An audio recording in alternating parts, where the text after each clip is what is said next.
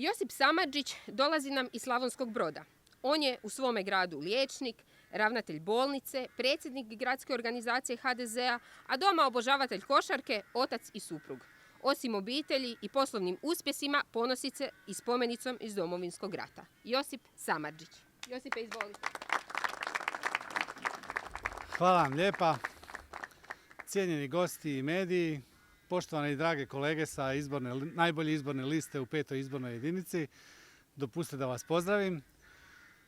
Kao liječnik, kao kirurg, kao ravnatelj u zadnje vrijeme, ali i kao građanin i kao otac 4 djece i u zadnje vrijeme i dida, izuzetno sam zainteresiran da aktivno sudjelujem u stvaranju sigurne, prosperitetne i za sve izazove spremne Republike Hrvatske, a tako i zdravstvenog sustava u kojem se dugo već nalazim.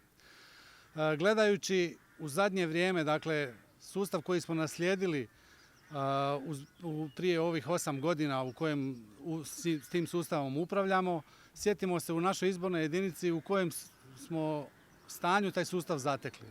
Iz naše izborne jedinice 2 bolnice su izgubile pravnu osobnost, smanjivao se broj akutnih kreveta itd. U najmanju ruku nazvao bi to jednom stagnacijom. U posljednjih 8 godina kreću se projekti, dakle, ne samo energetske obnove i nabava opreme, nego i investiranje i u znanje. Grade se nove bolnice u Republici Hrvatskoj, prave se veliki planovi za ostatak naših, dakle, ideja koje smo postupno ostvarivali. Upravo to je motiv onog što nas vodi da u ovoj izbornoj utrci pokažemo ono što smo napravili, ali ne samo ono što smo napravili da se hvalimo da je to dovoljno, nego i sa idejama koje imamo i s projektima koje ostvarujemo.